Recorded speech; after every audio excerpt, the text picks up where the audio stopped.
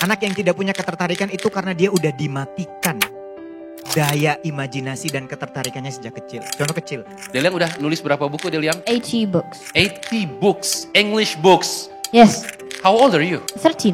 Pas saya was raised dari kecil, orang tua saya tuh nggak pernah yang otoriter. Jadi semuanya itu boleh kita debate dan diskusi. Jadi seperti saya mau sekolah di Brown, kenapa kamu mau sekolah di Brown? Dan kita diskusi semuanya, whether it's politics, tentang my personal beliefs, tapi semuanya itu is up for discussion. Because the other kids, they love the reading too. Suddenly, I went to Indonesia, where most of the kids here, they think that reading is like learning from a book, like school or something. Kenapa teman-teman aku di sini nggak ada yang baca buku? Teman-teman aku di Inggris baca buku semua gitu ya?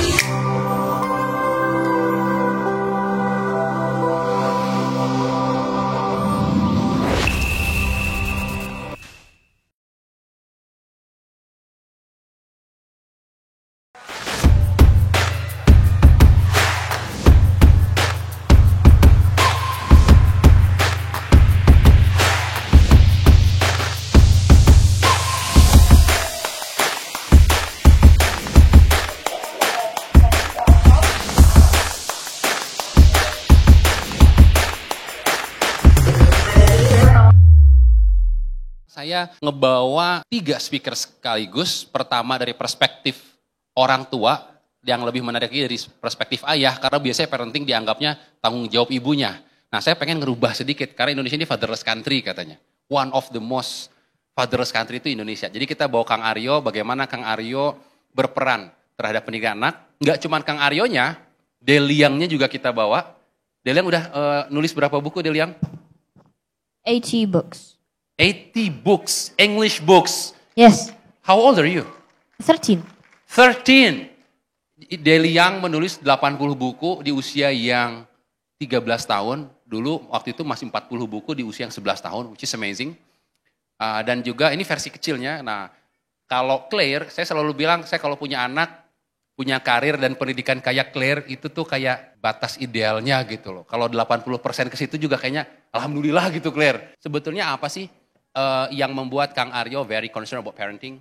Dan apa sih yang what happened di UK, kemudian what's the shock in Indonesia sampai Kang Aryo membuat Edufik? Sebenarnya baru tahun ini saya menyadari bahwa concern saya terkait dengan dunia pendidikan, terutama parenting, itu sebenarnya datang dari parenting wounds atau luka pengasuhan sebenarnya. Dan saya juga baru sadar. Kemudian akhirnya ketika saya kecil sampai tumbuh besar, saya ternyata menciptakan sebuah sosok baru bernama Aryo Muhammad yang 180 derajat berlawanan dengan ayah saya. Kalau kita ingin mengubah anak kita, maka pertama yang harus belajar adalah orang tua. It is very hard. First of all, saya orang Maluku Utara yang tidak pernah punya privilege pendidikan. Bahkan orang Bandung pun gak akan relate dengan saya yang gedenya tanpa listrik gitu. Yang belajarnya pakai minyak lampu yang kalau bangun hidungnya hitam gitu. Gak ada yang relate sama kisah tersebut kalau orang di Jawa gitu. Nah, dengan pengalaman yang amat sangat underprivileged tersebut, and I would like to create new version of Aryo Muhammad, akhirnya saya sangat concern dengan parenting. Mungkin tambahan terakhir sedikit adalah ketika berada di UK, karena saya pernah tinggal 3 tahun di Taiwan, lalu menyaksikan kultur Asia Timur, and then suddenly ke kultur Eropa gitu. Kayak itu 2 kultur yang amat sangat berbeda, dan itu juga mempengaruhi cara pandang saya. Tadi saya mendengar banyak cerita dari Pak Gita, dan itu juga mengubah banyak hal dari perspektif saya. Nah, ketika datang ke UK, saya memperhatikan walaupun data fatherless country Indonesia itu rendah, tuh sebenarnya datanya dipertanggungjawabkan. Itu belum ada valid datanya sebenarnya. Kalau kita cek datanya kan hampir semua negara tuh sebenarnya fatherless. Satu wilayah regional yang sangat tidak fatherless adalah Skandinavia. Bahkan seingat saya nih, correct me if I'm wrong ya, Swedia itu peran laki-laki angkanya sangat tinggi, 51%, lebih tinggi dari perempuan. So that's the only country sebenarnya. Jadi fatherless tuh happening all around the world sebenarnya. Nah, ketika berada di UK, tentu saja ada gap ya, melihat para orang tua yang terlibat kayak di sana. Mohon maaf, cowok-cowok bertato yang sangar-sangar gitu, mereka bisa dorong stroller, lalu kemudian mengantarkan anak sekolah, berdialog dengan mereka. Dan melihat bagaimana pola parenting di sana itu juga mengubah banyak hal dalam perspektif saya. Mungkin secara umum begitu. Ya ini jadi salah satu fondasi penting ketika bangun Edufik, which is the culture of storytelling. Which nyambung banget dengan cerita Pak Gita tadi ya. Imajinasi hanya bisa ditumbuhkan dengan kultur storytelling. Jadi anak-anak di sana benar-benar dari kecil dibiasakan untuk melakukan show and tell dari kecil, dan itu dialami oleh Deliang. Sehingga kami membangun sistem storytelling itu ke dalam rumah kami. Jadi anak-anak tuh dibiasakan bercerita mimpi mereka. Walaupun kata Rasul nggak boleh cerita mimpi buruk kan. Tapi kami membiasakan anak-anak bercerita soal mimpi mereka sejak mereka kecil. Jadi kultur storytelling, mendengarkan apa yang mereka sampaikan, itu benar-benar kami rawat. Dan itu adalah the biggest lesson yang aku belajar dari kultur pendidikan di sana. It's very common to do the storytelling. Orang berhak untuk berbicara siapapun dia, apapun latar belakangnya, mau anak kecil, mau orang gede, mau dia S1, mau dia S2, dia nggak sekolah dan seterusnya. Storytelling adalah kultur yang menurutku amat sangat perlu kita bawa di Indonesia. Kalau kita berbicara pendidikan itu kan biasanya orang tua mulai dari, oh anakku harus disiplin. Katanya kalau di luar itu sangat disiplin, sementara di kita agak loosen. Apalagi sekarang dengan kedisiplinan dari sisi screen time, how you manage to have a good interaction with the children, but at the same time, you instill the value of discipline, the value of responsibility, dan itu kapan, di usia berapa harusnya? Parenting itu sebenarnya push and pull kan. Kita narik, try to explain that. Kita lepasin gitu. Jadi the best approach is finding the balance. Cuman sayangnya balance ini setiap orang bisa sangat beda-beda tergantung value keluarga, lingkungan, latar belakang dan seterusnya. Itu yang pertama kita harus menyadari bahwa perjalanan parenting itu stretching, kemudian tarik lagi dan seterusnya. Kemudian yang kedua, before we correct, sebelum kita mengoreksi apapun tindakan anak, we have to connect. It's very important. Jadi waktu aku jadi common enemy di rumah dan melihat istri saya begitu dicintai sama anak-anak, saya menemukan satu hal. Oh, istri saya yang paling difokusin kepada anak-anak itu adalah membangun koneksi. Jadi ini suka orang lupa, yang pertama kali ditaruh adalah ekspektasi. It's totally incorrect. Jadi harusnya yang pertama adalah koneksi dulu. Koneksi yang kebangun dengan sehat akan memudahkan kita untuk meletakkan ekspektasi. Kayak Deliang, kemana-mana saya pasti diperintilin gitu. Dia selalu ngikut saya kemanapun. Karena mungkin kebiasaan dari kecil ya. Kebawa kemana-mana. Walaupun papanya suka tantrum, marah-marah misalnya kalau lagi pusing gitu ya. Tetap aja dia bakalan nimbrung dengan ayahnya. Karena itu adalah cara kami berdua berkoneksi. Kalau dengan ibunya berbeda lagi polanya. Tapi memang rules pertama yang perlu kita bangun adalah koneksi.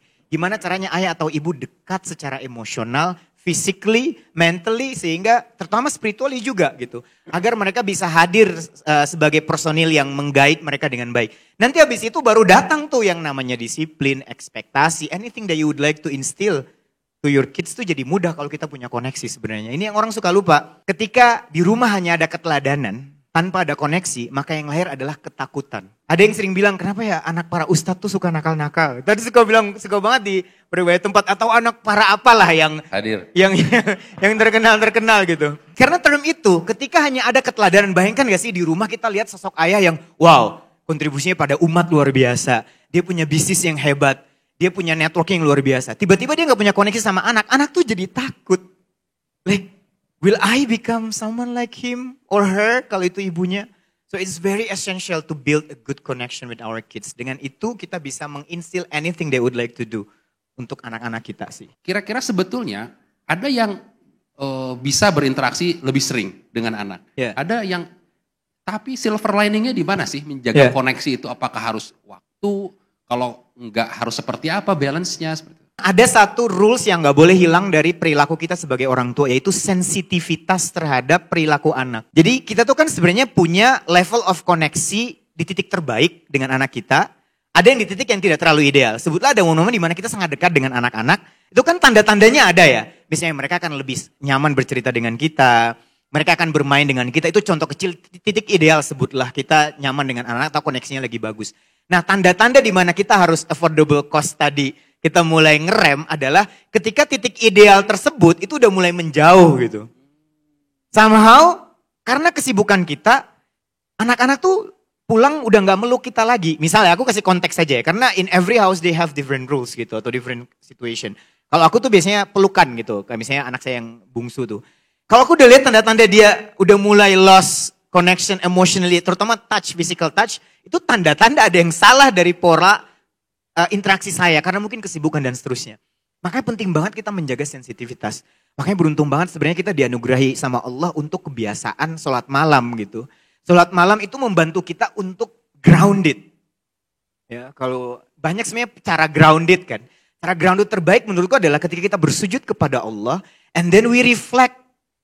Aku nih sehari nih gue ngapain aja nih kepada anak. Kan pasti ada doa untuk anak-anak kita. And at that moment we are gonna feel di titik mana kita tuh udah menjauh secara koneksi dan di titik mana kita lagi sangat dekat kepada mereka. Jadi as long as kita benar-benar rutin berefleksi dan sensitif terhadap nuansa pergaulan kita dengan anak-anak saat itu, apapun caranya mau sholat malam atau apapun lah ya, maka mudah-mudahan kita bisa menjaga titiknya. Karena menurut saya nggak ada tuh balance yang presisi antara satu keluarga ke keluarga yang lain. They have different stories. Kita nggak bisa, apalagi yang LDRan dan seterusnya. It's totally different world ya.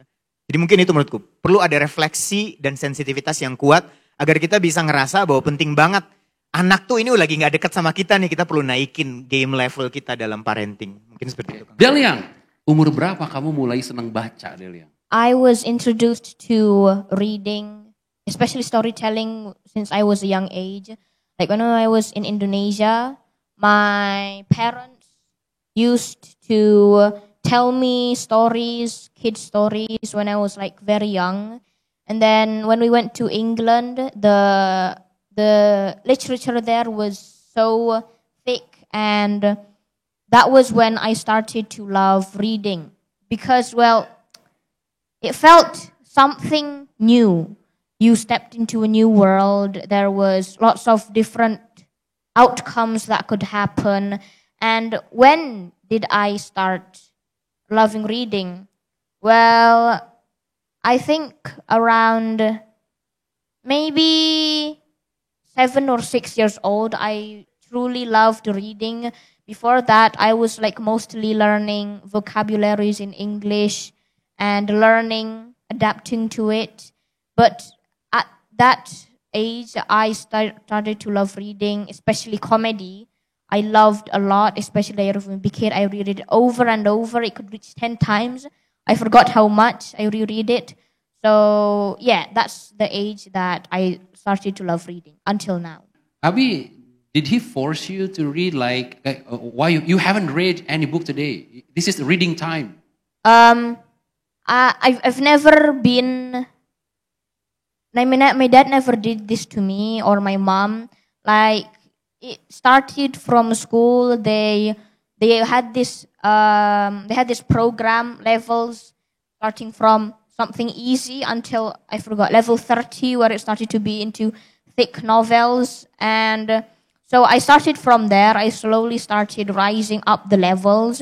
Then when I was like around, I don't know, level 20 or something, around that level of books, I suddenly jumped to novels such as Diary of Wimpy Kid and so on. And then I actually enjoyed it because, well, it was a story, something that came from someone's mind and not something from this boring world. And, well, my parents never forced to ask me something like, what did you read today? How much did you read? Well, maybe like in a month, my dad sometimes asks, how much have you read today? And then 30, 50 books.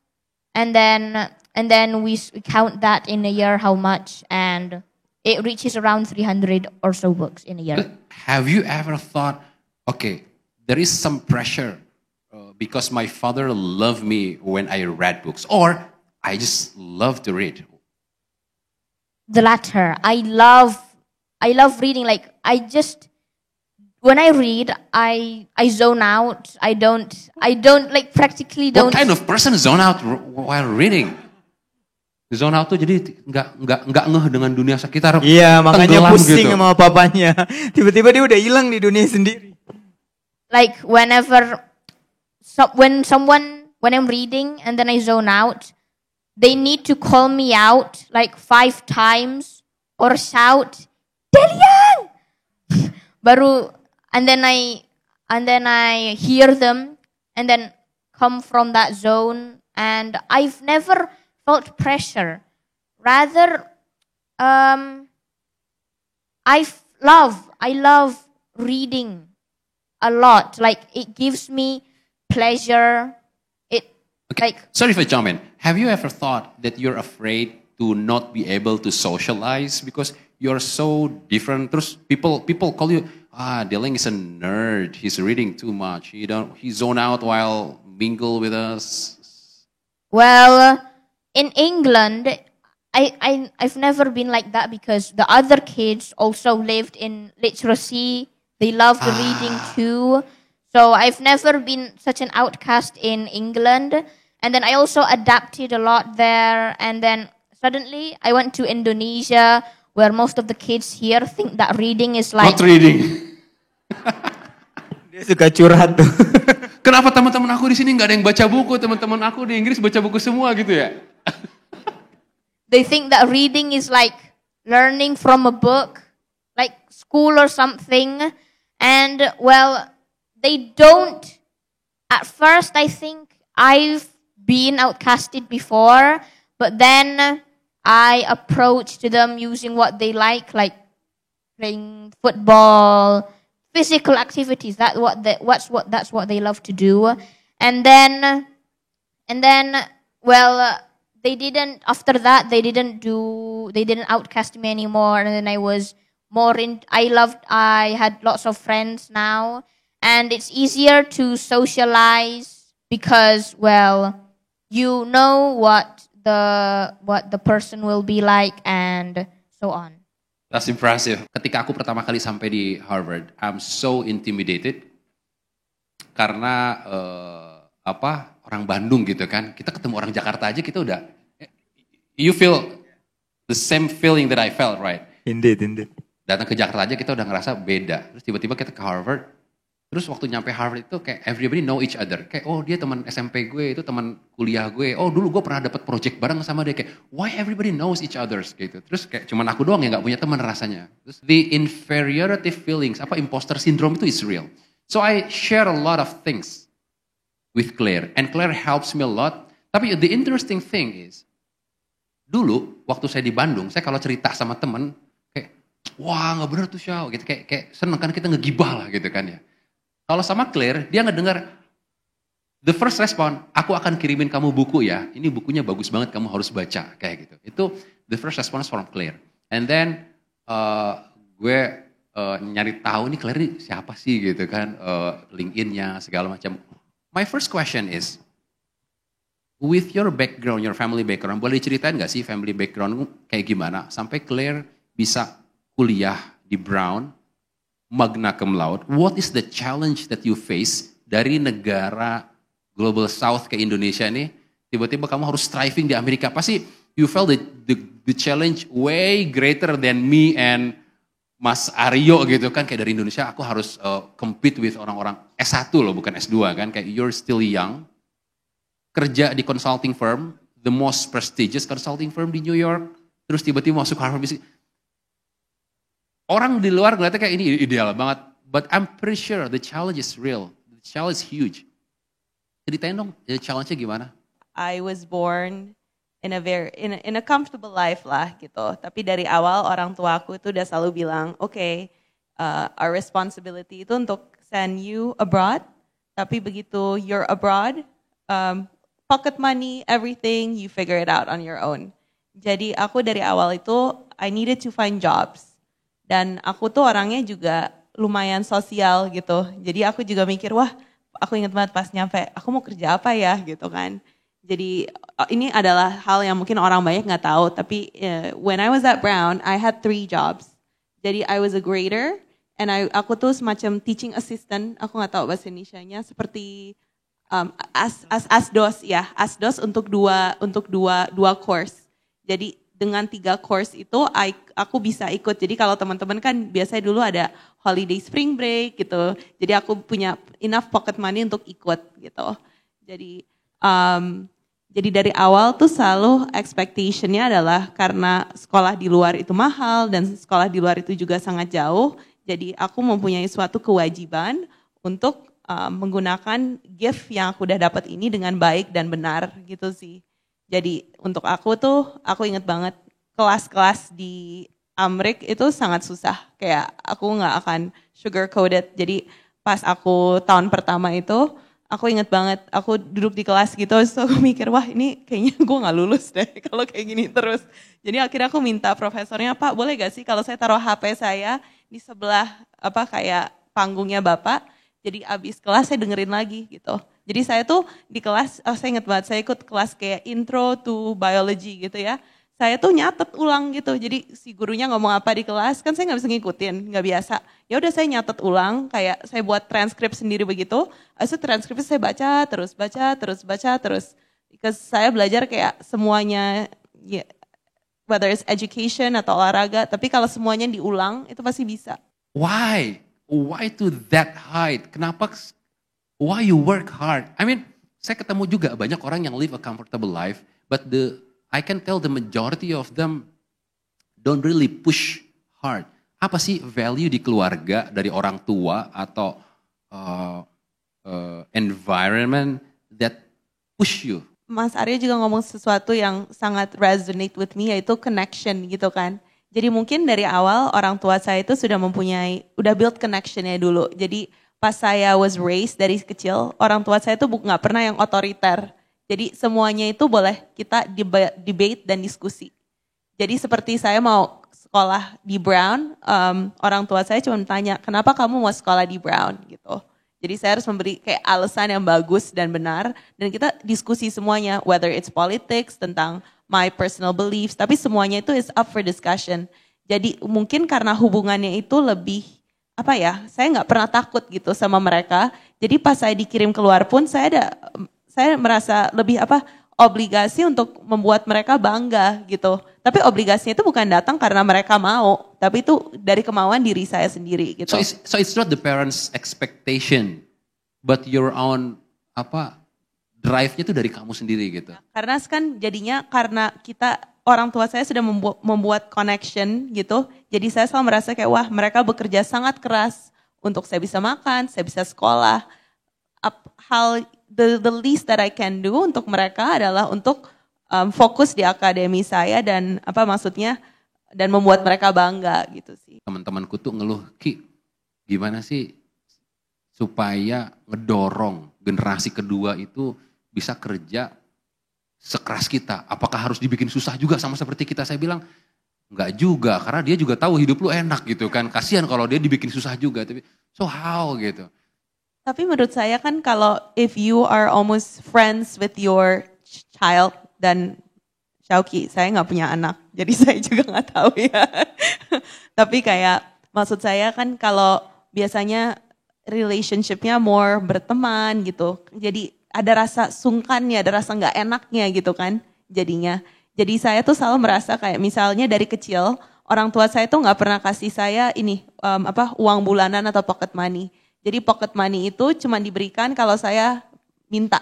Tapi karena sistemnya itu harus minta dan saya harus memberi alasan kenapa saya membutuhkan ini dan itu, jadi jatuhnya per bulan sama teman-teman saya selalu mintanya jauh lebih dikit. Karena kan jadi sungkan, kayak saya butuh misalnya untuk beli stationery baru karena ini dan itu gitu. Jadi dari kecil selalu diajarin semuanya itu boleh, tapi semuanya itu boleh kalau mempunyai alasan yang baik gitu. Dari orang tua saya selalu dari dulu ngomong ke saya bahwa itu bahasa Inggrisnya hard things are hard.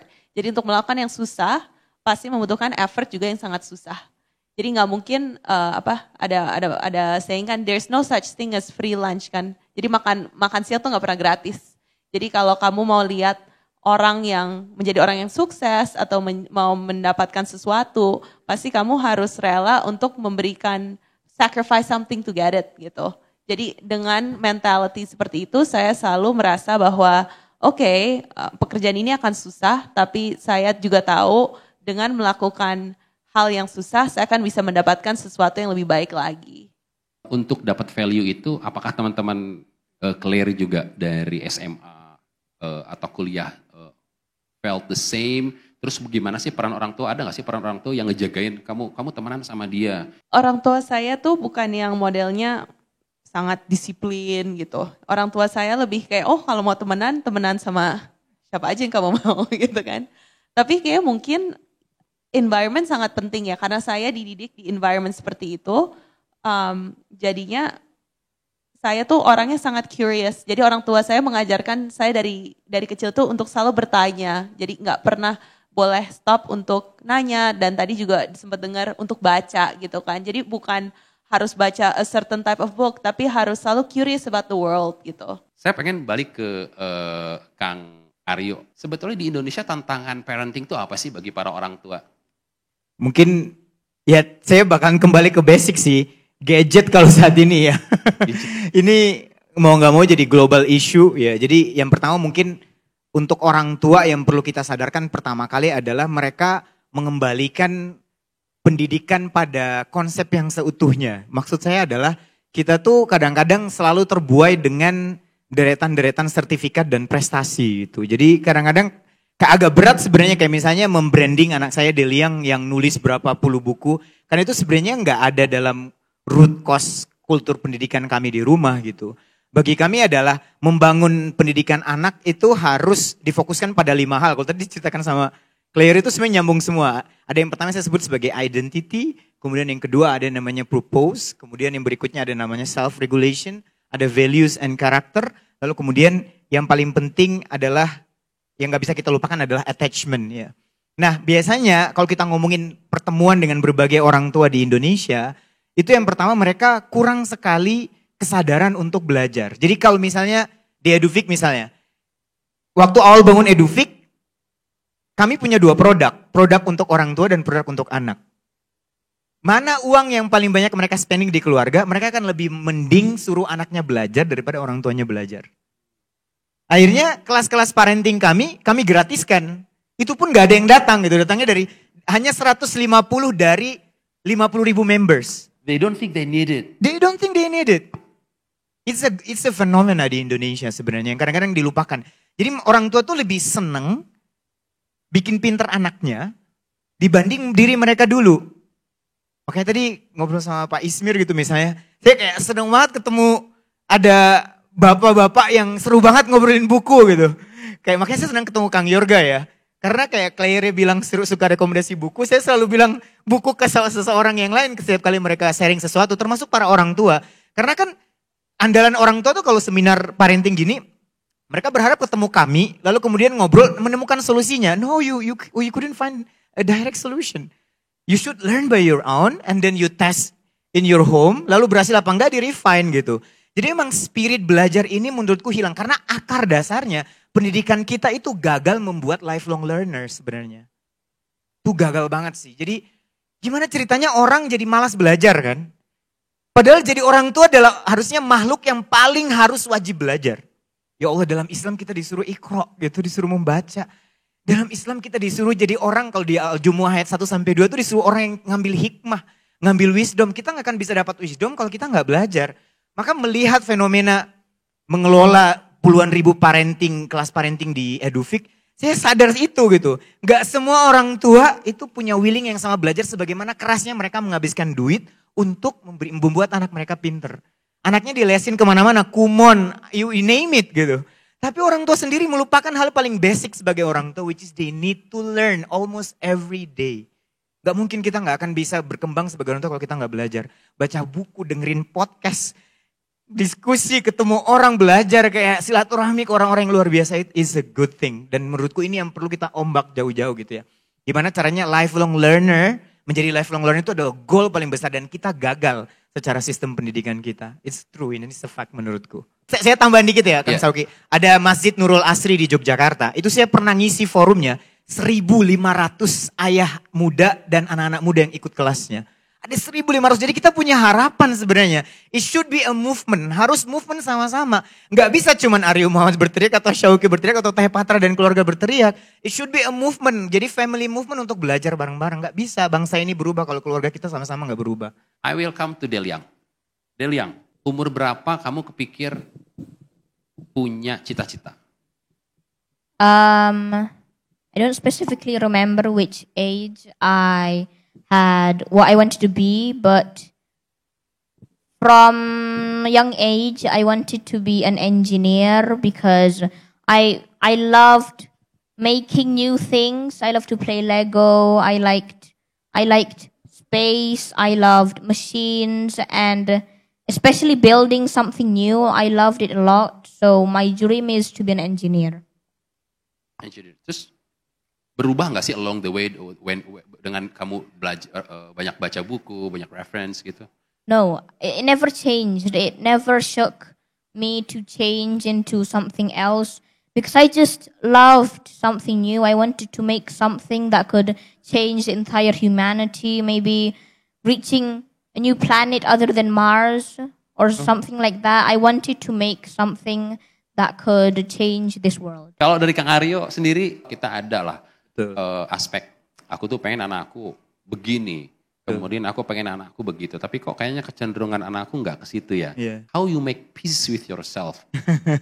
Jadi ya ini perlu kita luruskan juga ya. Dalam konsep parenting Islam tuh tetap ada ekspektasi dan boundaries kan. Kadang-kadang kan kita consume banyak sekali konsep parenting luar yang kadang-kadang kita lupa bahwa ada nilai-nilai yang perlu kita pegang ya. Nah salah satu tadi pertanyaan Kang Sauki itu sebenarnya menarik. Bagaimana caranya kita berdamai dengan ekspektasi kita kepada anak-anak kita gitu. Nah kita harus sadar bahwa ekspektasi itu datang karena insecurity. Ya, jadi makanya sebenarnya agak kasihan ada orang tua yang mereka tidak thrive dalam hidup mereka. Akhirnya kegagalan tanda kutip ya. Mereka itu diturunkan ke anak-anak gitu. Itu yang akhirnya jadi banyak masalah dalam kehidupan mereka termasuk orang tua itu sendiri gitu. Mereka sengsara karena punya ekspektasi kepada anak. Akhirnya hubungannya nggak bagus, nggak sehat. Udah gitu belum tentu anaknya mencapai ekspektasi mereka. Jadi cara berdamai pertama kali adalah kita harus melihat menengok ke belakang. Kenapa ya? Aku tuh kok pingin banget anakku seperti ini. Aku ingat dulu pertama kali istri saya hamil Deliang. Doaku adalah Deliang harus jadi juara Olimpiade Fisika Internasional. Aku ingat banget. Lalu tiba-tiba di sebelahku ada sosok. Iya, di sebelahku ada sosok bernama Rati Nur Esi Anggraini, which is istriku, yang anteng gitu. Kayak, why you don't have such an ambition to your kids gitu. Kemudian ketika saya tengok, oh ternyata saya tumbuh besar dengan validasi berdasarkan prestasi gitu. Saya orang yang waktu itu gagal ikut lomba Olimpiade Fisika gara-gara harus ikut lomba siswa teladan di tingkat nasional misalnya. Akhirnya gara-gara mencari validasi itu, karena saya gagal, saya menurunkan ke anak kita. Jadi pertama kali ketika kalian punya ekspektasi kepada anak, asking yourself, ada insecurity nggak yang belum kalian penuhi? Kalau it's naturally beneran datang dari insecurity tersebut, ada yang perlu kalian selesaikan. Perlu kalian berdamai dengan Aryo kecil yang dulu. Ya, Sauki kecil yang dulu. Kalau nggak selesai di konteks itu, ekspektasi itu akan terus-menerus kita berikan kepada anak kita. Sampai kapanpun. Dan saya bilang gini bukan berarti saya sembuh ya. Enggak. Setiap hari tuh kayak, dia kan hobinya ngelamun ya. Kalau tadi Pak Gita bilang, perbanyak melamun. Deliang ini hobi banget ngelamun. Ngelamun dalam konteks bukan hilang, dia masih berpikir sesuatu. Cuma ngelamunnya tuh sering banget. Berimajinasi, true. Karena dia homeschooling dan jarang, kayak tadi Kang Sauki bilang gimana dia bersosialisasi. Kerjanya main anak ini gitu. Kalau sore udah hilang gitu sampai Isya jam 9 malam baru balik ke rumah gitu. Karena saking seringnya main sama teman-temannya ya. Ya anak-anak butuh bermain kan. Nah terus ketika melihat dia seperti itu, kemudian nilai akademiknya bagus. Kemarin dia ikut Olimpiade, kebetulan Olimpiade Matematika misalnya. Sebagai orang tua yang ambis kan, waduh gue harus dikursusin biar dapat medali. Itu kok tahan-tahan gitu. Enggak, it's okay. Dia gak dapat juara tuh gak masalah. Yang paling pertama adalah kemampuan numeriknya bagus dengan belajar di Olimpiade. It's enough. Jadi kita biarin dia belajar. Karena aku melatih diriku untuk menahan semua ekspektasi tersebut. Jadi persoalan ekspektasi kepada anak-anak itu adalah persoalan proses yang panjang. Pertama kamu harus menengok dirimu sendiri, kemudian kamu berlatih untuk sengsara menahan ekspektasi tersebut. Kalau koneksinya terbangun dengan baik, kita build 5 konsep tadi ya, 5 course tadi panjang semuanya layernya, maka mudah-mudahan mereka akan thrive seperti Claire. Gak usah khawatir sebenarnya. Kayak if they know, kayak sebutlah kita ngomongin purpose, tujuan hidup, identity. Kayak istriku tuh punya cara-cara yang unik. Kalau koneksinya udah bangun misalnya, di tengah jalan lagi sama anak-anak keluarga, ada pengamen di jalan, lagi susah. Kita kenalkan, tuh ada orang-orang susah di luar sana.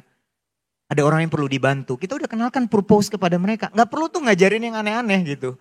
Kita udah kenalkan identity sebagai seorang Islam, sebagai seorang Muslim itu seperti apa. Jadi memang koneksi is a good foundation. Koneksi yang baik tuh kita akan mulai mengelola ekspektasi kita ya. Jadi dekati anakmu, nanti kita akan belajar bahwa ternyata tidak semudah itu melakukan atau memberikan ekspektasi yang berlebihan kepada mereka. Apalagi kadang-kadang kita tuh suka pakai mindset 37 tahun, saya melihat anak ya Allah baru belajar baca misalnya. Harus sama kayak kita. Iya, gitu.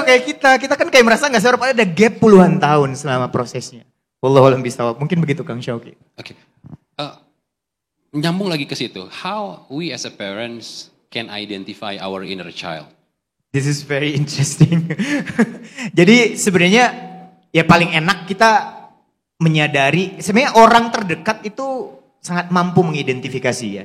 Kayak contoh-contoh kecil. Kalau kita ngomongin yang paling mudah tuh di persoalan attachment lah, ya, kedekatan, kelekatan, ya, sama self-regulation. Kayak contoh, how we handle the pressure and problems. Itu cara paling kecil untuk mengidentifikasi kita tuh punya masalah apa enggak. Misalnya nih, sebenarnya ada 5 konsep ya, ada 5 turunan namanya toxic emotion bilangnya. Ada salah satu toxic emotion yang paling kental itu namanya the fighter, tukang pukul. Jadi memang kita harus mengenal 5 jenis. Nanti turunannya banyak. Jadi istilahnya bahasa-bahasa emosi itu kita harus tahu. Jadi pertama kalau kita mau mengenal inner child kita harus belajar bahasa-bahasa emosi. Kosakata emosi itu ada 100 lebih setahu saya. So layernya banyak. Jadi misalnya saya kasih contoh ya. Biasanya yang paling umum terjadi itu ada tipikal anak yang tumbuh dengan situasi the fighter, tukang pukul lingkungan tumbuhnya. Karena saya kebetulan orang Maluku Utara ya. Orang Maluku, saya itu pernah menyaksikan bapak-bapak mukul istrinya diangkat kakinya, kemudian dibanting ke aspal gitu. Dari atas gitu karena istrinya kecil. Karena di Maluku tuh ya anak dipukul rotan itu biasa ya. Jadi saya tuh tumbuh dengan 2 hal. Melihat dikritik, ayah saya lumayan sangat mengkritik. Kemudian the enforcer, pemaksa. Ya. Jadi kadang-kadang kalau kita dapat masalah, pressure dalam hidup kita, terus kita tuh suka kritik, suka marah-marah, banting piring. Ada salah satu adik mentoring saya tuh suka nangis-nangis sambil berteriak. Ya. Itu tanda kecil bahwa kita tuh ada yang salah. Karena orang yang punya self-regulation yang baik, maka prefrontal cortexnya akan aktif kan ketika pressure itu datang dibanding amigdalanya. Kalau korteksnya datang, dia akan the pilot kan, akan calm, fully rested, dan tenang menghadapi masalah. Saya nggak bilang dia tenang-tenang banget, enggak. Tetapi at least dia mengambil keputusan-keputusan yang tepat. Kalau orang yang biasanya punya inner child, pressure datang, dia akan sangat toksik terhadap pasangannya, terhadap anaknya, dan seterusnya. Itu bisa kita pelajari. Jadi memang penting banget kita kenal bahasa emosi, tahu jenis-jenis toxic emotion itu, baru kemudian kita harus berefleksi mau nggak mau. Dan paling enak memang dibantu sama pasangan, kalau nggak bisa sama sekali sama profesional sih. Menurut saya. Jadi kenal bahasa emosi, mau berefleksi, mau belajar, dan sadar sih. Embrace diri kita sendiri. Kalau kata para psikolog, gimana mau bantu kamu kalau kamu sendiri gak mau dibantu. Claire Deliang, Kang Aryo Muhammad.